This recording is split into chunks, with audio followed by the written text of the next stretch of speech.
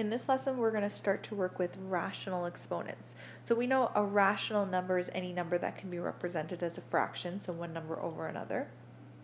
So by the end of this section, you should be able to simplify expressions with rational exponents. So you may have never seen them before. So let's just remember what integer exponents mean. So 4 to the power of 3, we know that that is just 4 3 times, 4 times 4 times 4, and we know 4 times 4 times 4 is just 64. And 4 to the power of negative 3, we also know what that means. That's just 1 over 4 to the power of 3. And we know what 4 to the power of 3 is. It's 64, so that's just going to be 1 over 64. So we know how to deal with integer exponents. That's what we've been practicing. So rational exponents are best evaluated if we rewrite them as roots, and not just square roots, but it could be cubed roots, fourth root, fifth root, etc. So we've seen square root before. We know the square root of 16 is 4, or plus or minus 4, which means that the two numbers that multiply to make 16 are 4 and negative 4. If we're looking for the cubed root of 27, that means what number multiplied by itself 3 times makes 27? And that answer is, of course, 3. And we know the answer is 3 because 3 to the power of 3 is equal to 27. Let's take a look at the next question. The next question is, what's the fourth root of 625? So what number multiplied by itself 4 times makes 625? And that answer is 5. And we know that because 5 multiplied by itself 4 times will make 625. And last but not least, C says, what's the fifth root of 32? So what number multiplied by itself 5 times makes 32? That number is 2. We know that this is true because 2 to the power of 5 is equal to 32. So now that we know a little bit how to work with roots, we can start converting rational exponents into roots. So here's what I mean. First let's just change a little error. So let's just, before we get going, we have a little error here. So let's change that 1/3 to a 1/2. So that should be 1/2. So I'm just going to rewrite it as a 2. Okay, so now that we have that settled. Okay, so something that we learned last unit is multiplying radicals and how we can simplify it. So we know that multiplying root 3 times root 3, that's just going to be root 9, so that equals 3. So this is something we can all agree on. Root 3 times root 3 has to equal 3, because root 3 times root 3 is root 9, that equals 3. Okay, well, if we rewrite this expression, or this term, as a exponent, we know that this is 3, and the exponent of 3 is 1. Which means that if we were to multiply two things together to make 3 to the power of 1, those exponents would have to be a half. Because when we multiply numbers with the same base, we can add the exponent. So a half plus a half is 1, which means that these two things must be equal. A square root has to be the same thing as 3 to the power of a half. And if you check in your calculator right now, you're going to see that they are the same. If you take the square root of 3, that's the same thing as saying 3 to the power of a half. So the question is, where the heck do we get these numbers from, 1 and 2? There's not a 1 or a 2 in a square root. But I said that this is a square root, which means there's actually been a little 2 here all along. We just don't always write it. If we just see a root with no number there, we assume it's a square root. But as we saw above, we could have cube roots, fifth roots. We can even have the 10th root. So that's where the 2 comes from. Where does the 1 come from? Well, this 3 is all to the power of 1, and that's where the 1 comes from. So we can rewrite every single root as a rational exponent. The 1 comes from the exponent that the base is raised, and the 2 comes from the type of root that it is. So when we evaluate a base to a rational exponent, we can rewrite it as a root to help us simplify. So here is sort of the key that we're going to use. So we have the numerator, if we denote it as a, and the denominator denoted as b, where b can't be 0. Then the denominator is the type of root that it is. So in this case, the denominator was 2, and this was a square root. And a is going to be what the base is raised to, the exponent that the base is raised to. Another equivalent way to simplify is always putting this denominator as the type of root, but that exponent can either go inside where the x is or on the outside. So these will give us the same answer. Sometimes we'll find that we can simplify quicker one way, but that's just if one way might be easier to do mental math with, but they will give us the exact same answer. So let's try to use this new notation that we've learned to try to evaluate these powers, or these terms that have rational powers. So 4 to the power of 3 over 2. Before this lesson, you probably look at that and say, what the heck is that? So we're going to rewrite it in two ways just to show you that they are equivalent. So I'm going to rewrite this first guy. So we have, our question is 4 to the power of 3 over 2. So just labeling it, this is going to be our A value, and this is going to be our B value. So that's equivalent if we follow our sort of key here. So we're going to write the root first. So we have the root. Under the root goes our base, which is 4. Our B value is 2. So that B value is going to go out here. So we have 2. And then our A value is inside power like this.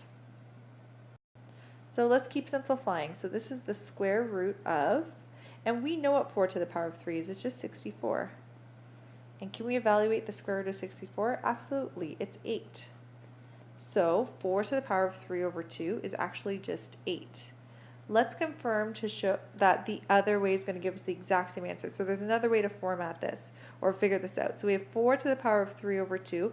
Again, this is our A value, and this is our B value. We're going to write the root first. So we have equals. We have our root. Under the root goes a 4. Our base is, or sorry, not our base. Our B value is 2. So it's going to go on the outside. So that's the type of root that it is. And now we're going to put our A value on the outside. So we're going to make it all to the power of 3. We're going to see if we get the same answer.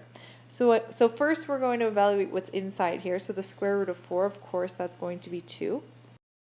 And let's actually just assume that we're taking the positive root. So same with before, positive 8. Okay, so we're going to take the positive root, which is 2, all to the power of 3, and we know 2 to the power of 3 is just 8.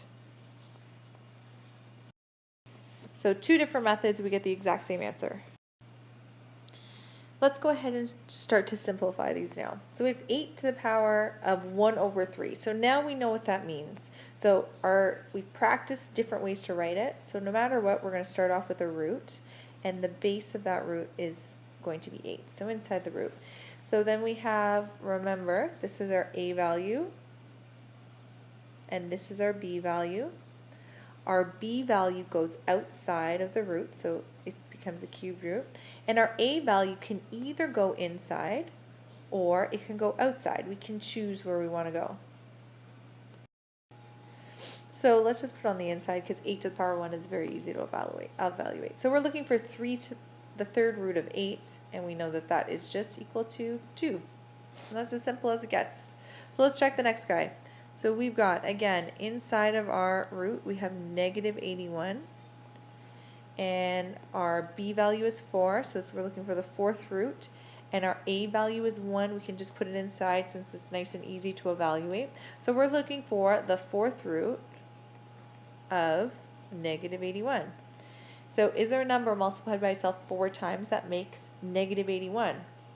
Well, of course not, because if we have a positive number multiplied by itself 4 times would be positive, and a negative number multiplied by itself 4 times would also be positive. So this is not possible. So we say that this is no real solution. Well, what about another example that's really close to it? What if we find negative 81 to the power of 1 over 4. Well, that 1 over 4 is only touching the 81, so it doesn't apply to that negative. Here, the 1 over 4 was touching the bracket, which means we have to take the fourth root of everything inside of here. So here, this negative is just actually chilling on the outside here. So this negative is not invited to the root party. So we're going to leave the negative on the outside, and we're just going to deal with this way. So we're going to write the root first. Now our base is 81. Our B value is 4, so we're going to put a 4 out here. And our A value is 1. Again, 81 to the power of 1 is very easy to evaluate, so might as well put the 1 in there. Okay, so we know what the fourth root of 81 is. So the number that multiplies by itself 4 times to get 81 is 3. So we have a negative on the outside and then a 3. Really, we could say plus or minus 3, but let's just stick to the positive roots for now while we're still figuring out how to evaluate these. For this next example, I suggest pausing the video, try it on your own, and then coming back. So if you're coming back after you tried it, you would have put the 16 under the root. The 4 has to go here, and then we have a choice. We can either put the 3 inside the bracket, or we can put the 3 inside the root or outside the root. Now, if I were trying to do this as efficiently as possible, I wouldn't want to multiply 16 to the power of 3 in my head. So this is one of those examples where it really makes more sense to put the 3 on the outside of our root. So that first we find whatever the fourth root of 16 is, which we know is 2. So let's just simplify that. And then we can make that all to the power of 3. So 2 to the power of 3 is 8. So we would have gotten the same answer if we did 16 to the power of 3 and then found the fourth root of that. But this is much faster and more efficient. So now that we know how to simplify a term that has a rational exponent, sometimes it's helpful to change a root back into sort of its exponent form. So if we were going to go backwards with this, so we're given the answer the root of 2. If I want to change this into a term that has an exponent, our base would be 2, and we've just got to figure out what our exponent would be. So we have to figure out what our a value is and what our b value is. So this is a square root, so there's a 2 there. And we know that this is just to the power of 1, so our a value is 1. So if we were to put all together, we have 1 over 2. So 2 to the power of a half is the same thing as the root of 2. Let's take a look at the next one. So we know that our base is going to be 36. We have our b value, that's there, and there's no power, so we're just going to assume it's to the power of 1. So this is 36 to the power of 1 over 3. Let's take a look at this last tricky one. So we have this root, it's in the middle of it's in the denominator of a fraction. So if I were to cover this one and just take a look at that, we could rewrite that as a exponent. So would it be 1 over, and just deal with that denominator on its own. So this would be 11 to the power of, we have our 4. Our exponent would be 1 since we don't have an exponent. So it would be 11 to the power of 1 over 4. And it asks us to write it as a single root simplified power. So to bring it up, we would leave it as 11 to the power of negative 1 over 4. Let's try to simplify some more difficult problems. So if you feel like you've got the hang of it, pause the video, try it on your own, and just check to make sure that you're getting the same answers. So we know exactly what to do with this. If this was a squared, we would apply the square to the 4, and we'd apply the square to the 9. So now it's just to the power of a half, no big deal. So we're going to write this as 4 to the power of a half and over 9 to the power of half, and then just work on them separately. So we know 4 to the power of a half is just root 4. We know our b is 2 and our a is 1 all over. We have the root of 9. That's going to be the square root, and our a value is 1. The square root of 4, if we're just going to take positive, is 2, and the square root of 9 is 3. And there it is. Let's take a look at the next one. So first we can make this 49 to the power of negative 3 over 2 and 81 to the power of negative 3 over 2. Let's get rid of that negative right away though. So let's flip what's inside of it. So we're going to rewrite this as 81 over 49 all to the power of positive 3 over 2. And now we can apply 3 over 2 to 81. So we have 81 squared. Let's put that 3 on the outside since that's much easier to evaluate. And then we have the 49, not squared, square rooted. And let's also put that 3 on the outside because it's easier to evaluate. So we know what 81 the square root of 81 is. It's just 9 to the power of 3. All over 49, the square root of 49 is just 7, all to the power of 3. So simplifying one step further, we have 9 to the power of 3 is 729, all over 343. Okay, so now we have a decimal exponent. So we've never dealt with decimal exponents, so can we make this look like something we have dealt with? Well, we know what 0.75 is equivalent to. It's the same thing as 3 over 4. So if we rewrite this as 16 to the power of negative 3 over 4, we can evaluate this. So let's do with the negative first. Let's rewrite this as, instead of 16, let's make it 1 over 16, all to the power of positive 3 over 4. And we can take the 1 to the power of 3 over 4 over the 16 to the power of 3 over 4. We don't really even need to evaluate, well, we can evaluate this quickly. We don't need to evaluate this as a root. 1 to the power of absolutely anything is going to be 1. So we have 1 over, and then let's rewrite this 16 to the power of 3 over 4 as a root. So we're taking the 4th root of 16. I think it makes sense in this case to put the cubed outside. So we're going to simplify this as 1 over, the 4th root of 16 is 2. We have also the power of 3, so that's just going to work out to 1 over 8. In our last example, we have a combination of exponents and roots. So these all have the same base, which means we can use exponent laws to simplify them. These two are dividing, which means that we know we can subtract them. But let's change this guy into having an exponent, which will make it a little bit easier to simplify. So let's rewrite. We already have 8 to the power of 5 over 6. And let's change this into 8 to the power of something. So again, there's a little square there for square root. And we don't have an exponent, so let's assume it's 1.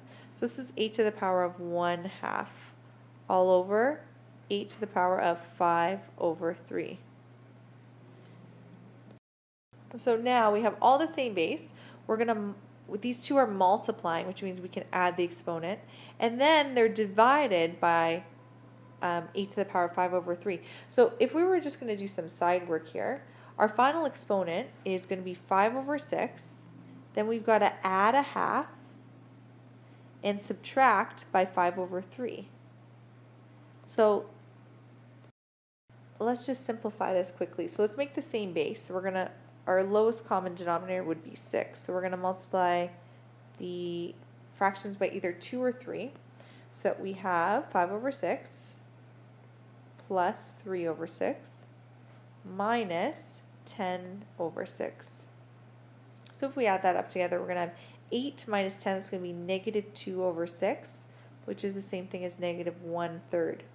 So we can rewrite this as 8 to the power of negative 1/3. So let's keep on going. I just moved the solution up to here. Okay, so let's finish this off. So let's deal with this negative first. So we're going to rewrite this as 1 over 8 to the power of 1/3. Okay, almost done here. So we can rewrite this as a root. So the root of 8, our 3 is going to go out here, our 1 is inside. And we know the third root of 8 is just 2. So we are done. So the last thing for us to practice is, what if we're not evaluating, so we can't actually put it into the calculator to see the final answer? What if we're just simplifying with variables? So we're going to apply the exact same exponent rules that we've used before, and we're going to combine them with what we know about rational exponents. So taking a look at this first example, we have the x's to a whole bunch of different powers. Here we're multiplying the x's, and here we're dividing. So when we multiply, we're going to add those exponents together. So our first step is we're going to rewrite this as x to the power of 2 over 3 plus 2 over 3. That's going to be 4 over 3. It doesn't make any sense to write it as a root now because we can't find the third root of x squared. We don't know what that is. So we have x to the power of 4 over 3 all over x to the power of 1 over 3. And so we're dividing these two things, so we know we are going to subtract. So we have 4 over 3 minus 1 over 3. That's going to be 3 over 3. And we know 3 over 3 is just 1, so we're left with just x to the power of 1, or x. Let's take a look at our next examples.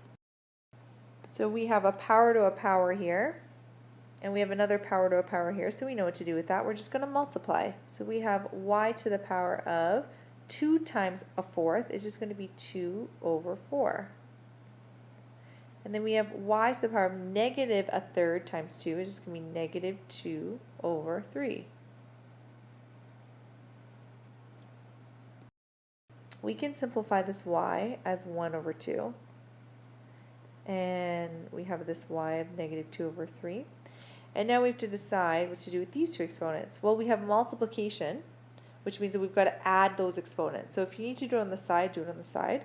We have a half plus negative 2 over 3. So that's just going to be minus 2 over 3. Let's make the denominators the same. So we're going to multiply this guy by 3 and this guy by 2. And we're left with 3 over 6 minus 4 over 6. And we'll be left with negative 1 over 6. So we're going to rewrite this as y to the power of negative 1 over 6. So let's simplify as much as we possibly can. So first of all, let's change this negative exponent to a positive exponent. So we've got 1 over y to the power of 1 over 6. And if we're going to leave it as a root, we can. So we can rewrite it as 6 root of y. And that's as simple as we can make it. Let's try the next example. So we have this monomial all raised to the power of 2. So we are going to rewrite this as 5 to the power of 2 and x to the power of a half all to the power of 2. So everything inside gets raised to the power of 2. So we have, to start, we've got 5 to the power of 2 and x to the power of a half all to the power of 2. And then we have 4x to the power of negative a half. So that negative a half is only applied to the x because that's what it's beside. So we know what 5 squared is, that's just 25. Now we have a power to a power, so we have a half times 2, that's just going to be 1.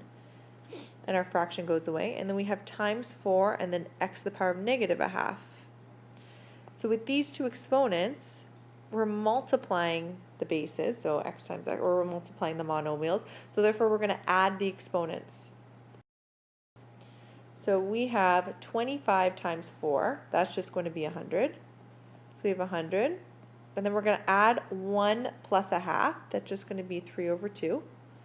And we can leave it like this because there's really nothing else to simplify. If we want to change it into a root, we could write it as the third root of x squared, and we're done. Or we could leave it here.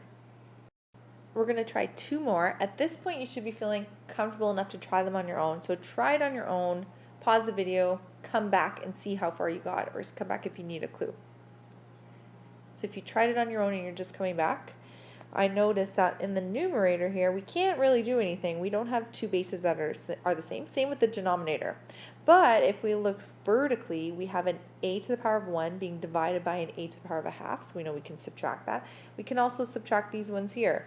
So I'm going to rewrite a little 1 to remind us that that's the power of 1. So on the side, we have 1 minus a half. We know that that's just going to be a half. And we have 2 minus a third. If we were to put that over 1, multiplied by 3 and multiplied by 3, that's going to be 6 minus 1. It's going to work out to 5 over 3. So now let's rewrite that. So we have equals. We have a, and then 1 minus a half is just going to be a half. And then b to the power of 2 minus a third is just going to be 5 over 3. And there's nothing else for us to do. If we wanted to write it as a root, we could. So we could write the square root of a times the third root of b, all to the power of 5. So both of these answers are acceptable because we can't simplify them anymore. And let's try the very last example. Again, try it on your own, then come back to the video, see how far you got, or see if you need a hint. All right, so we have the product of two terms, all to the power of 2 over 9. So we've got to take this term to the power of 2 over 9 and this term. So I'm going to write the first guy. So we have u to the power of 3 over 4, all to the power of 2 over 9. And we have times v to the power of a half, all to the power of 2 over 9. So when we have a power to a power, we know what to do with these. We are going to multiply them. So if you need to multiply them on the side, do it. So I've got 3 over 4 times 2 over 9. We know 3 times 2 is 6. And 4 times 9 is 36. We can simplify that into 1 over 6. So we have 1 over 6. So we have u to the power of 1 over 6. And then we can multiply these two, power of a power. And we will have 1/2 times 2 over 9. 2 over 9 is equal to 2 over 18, which if we divide by 2 is just 1 over 9. So our final answer is u to the power of 1 over 6 and v to the power of 1 over 9. We can leave it like that, or we can write them as roots. So we can write this as the 6th root of u times the 9th root of v. And we're done.